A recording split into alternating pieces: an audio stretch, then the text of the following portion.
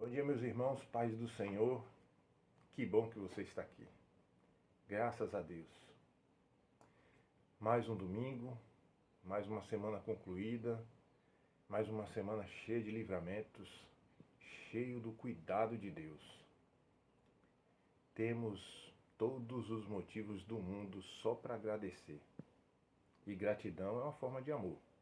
Então agradeça a Deus pela vida que você tem.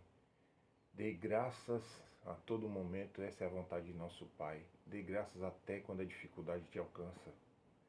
Porque o propósito de tudo isso é para a nossa redenção, é para a nossa mudança espiritual.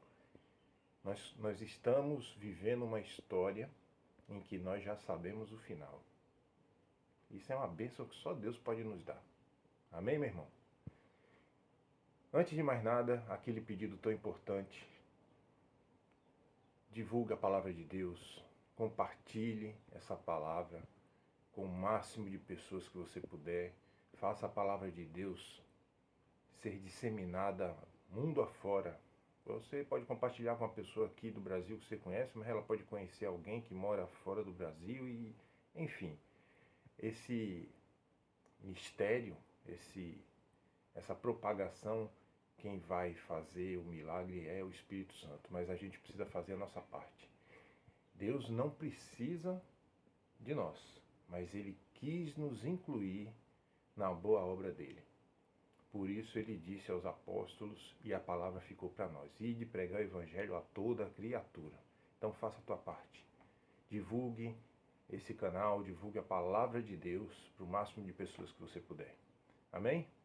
Vamos para a palavra.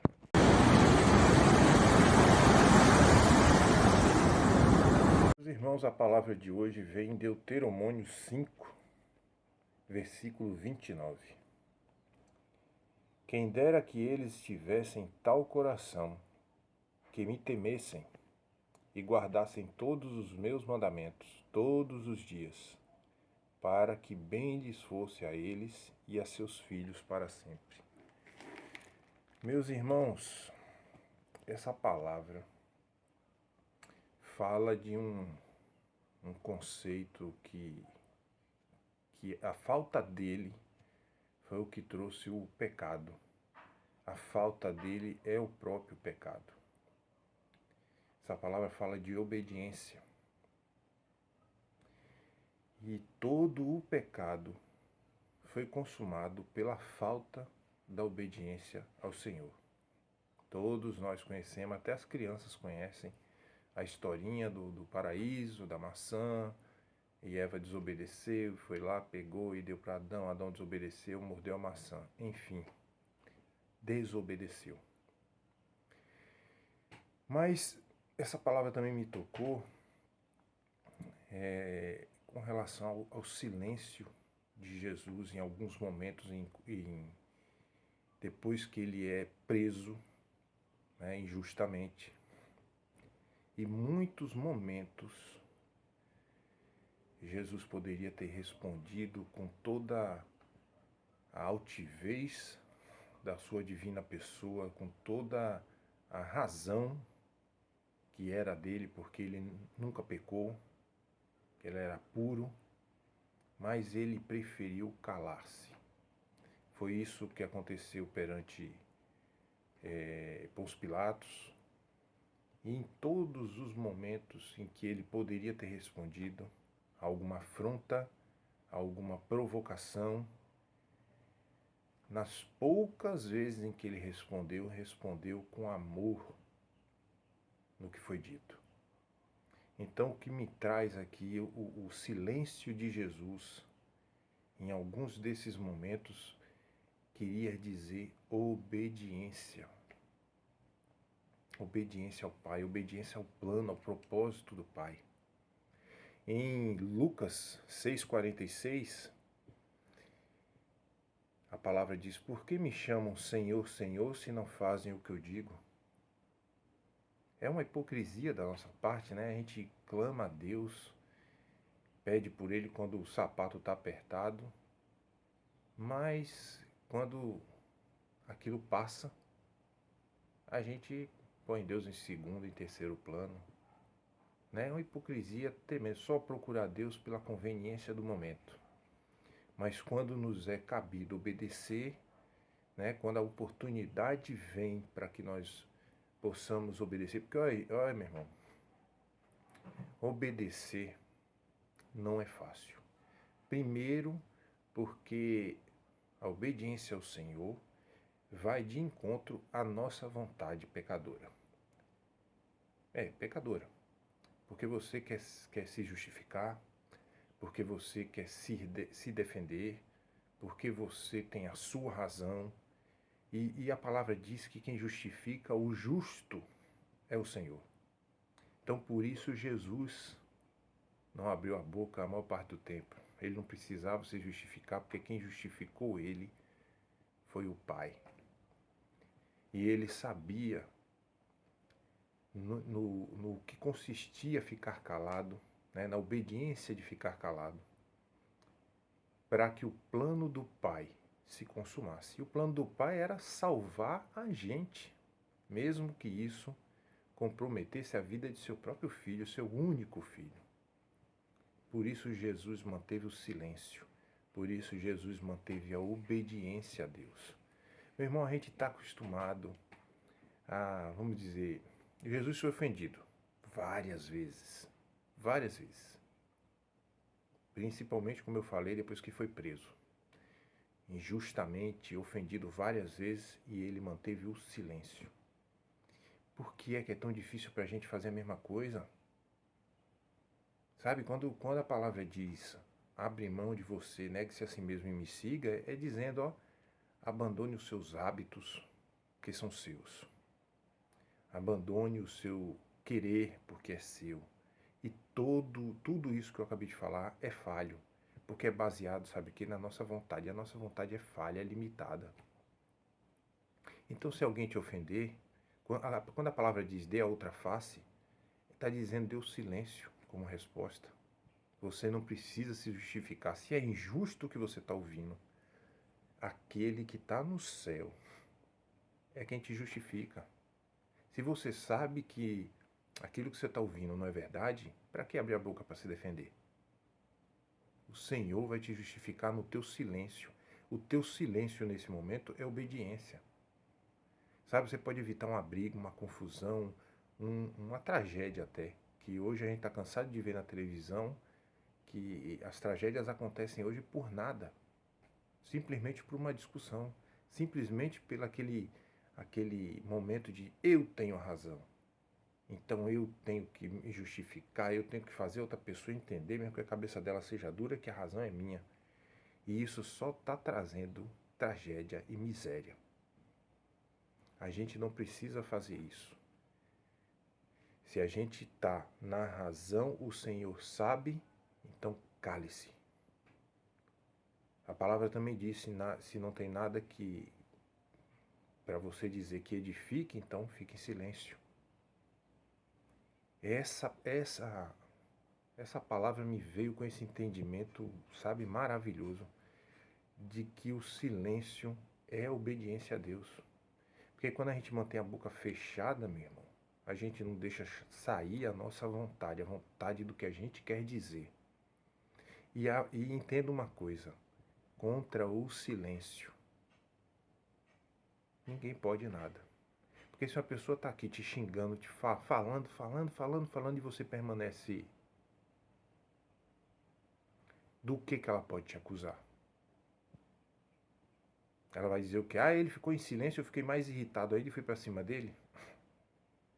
Eu não conheço nenhuma história em que isso aconteceu. Quando alguém, um professor de um curso que eu fiz na área de segurança privada, disse para a sala inteira uma vez: se alguém te der um presente e você não aceitar, de quem é o presente? É de quem está te dando. Então, se a pessoa está te dando esse presente desagradável, não aceite. Deixe que fique com ela. Entenda pelos passos de Jesus o que é obediência. Em Mateus Deixa eu dar uma olhada aqui. Ele diz, Mateus 26:39, em que ele fala: Meu Pai, se for possível, tira de mim esse cálice. Todavia, não faça o que eu quero, mas faça como tu queres. Jesus sabia que o momento que estava se aproximando seria doloroso, seria um sacrifício, sabe, que homem nenhum conseguiria passar. E até mesmo para ele sabia que seria algo muito, assim, imensamente doloroso, imensamente sofredor. Por isso ele fez essa oração. Mas mesmo nessa oração, em que a parte homem dele estava quase que sucumbindo ao que estava por vir, ele imediatamente, na própria oração, ele deixou bem claro: faça a sua vontade, meu Pai, não a minha. Obediência. Em tudo, Jesus obedeceu o tempo inteiro. Tem uma passagem na Bíblia que ele também fala: eu não vim para fazer a minha vontade, mas daquele que me enviou. Então, meu irmão, ó, tem uma outra passagem, está em 1 Samuel 15:22, em que diz que a obediência é melhor que o sacrifício. Que Deus não quer sacrifícios de animais, Deus não quer sacrifício nenhum, só a obediência. E a obediência favorece a Deus? Não, favorece a gente. Então o que Deus quer não é para Ele, é para a gente mesmo. E meu irmão, eu vou dizer uma coisa para terminar. Existem dois tipos de obediência: a de boa vontade e a de má vontade. A gente já passou por isso, a gente foi criança. Quando o pai e a mãe da gente dizia não faça isso, não faça aquilo, e a gente queria fazer, a gente obedecia porque tinha medo do pai e da mãe da gente pegar a gente e dar uma coça. Então, essa é a obediência de má vontade. E aí eu sugiro que a gente obedeça a Deus porque o ama, porque como prova de amor a Ele, não por medo dele, por medo de castigo, mas porque o ama, por entender de uma vez por todas que o que Deus quer para cada um de nós é que a gente viva bem, é que a gente tenha a vida com abundância, que as coisas vão bem na nossa vida. Por isso que ele deixou a obediência para a gente. Por isso que a obediência não teria que ter sido maculada desde o início, porque o que Deus quer para cada um de nós é que a gente viva bem. Ele está dizendo lá, eu já citei uma vez, cito de novo em Jeremias: vocês não sabem os pensamentos que tenho sobre vós, pensamentos de bem, de vida com abundância, para que tenha o fim que desejar. Deus só quer o nosso bem. Para isso, a gente só precisa obedecer a palavra. Medite nela dia e noite, para que seus caminhos vão bem na vida. Também é a palavra de Deus. Use, meu irmão, use o seu manual, que a Bíblia é um manual de como viver bem. Nós não estamos falando de um Deus tirano, nós estamos falando de um Deus amoroso que só quer o bem de cada filho dele. Meus irmãos, para terminar, tem em Tiago 1:22, a palavra diz assim, ó: sejam praticantes da palavra e não apenas ouvintes, enganando a si mesmos. Então, meu irmão, para entender, sabe, um resumo do resumo dessa palavra, é como você estudar uma matéria que é prática, vamos dizer, uma lógica de programação. Teoria não vai te ensinar nada. Você vai estudar e não vai entender nada, patavina. Eu sei disso que eu estudo lógica de programação. Pratique. Se você praticar a palavra de Deus, sua vida vai ser melhor. A sua jornada vai ser melhor. Porque você está praticando. Esse é o ensinamento da palavra de Deus. é algo para se viver todo dia. Praticar é como escovar o dente todo dia. É algo para você fazer todo santo dia, não importa a sua condição. Se está saudável, se está enfermo, todo dia você escova o dente. Palavra de Deus é para viver todo dia. Obediência a Deus é para viver todo santo dia. Amém?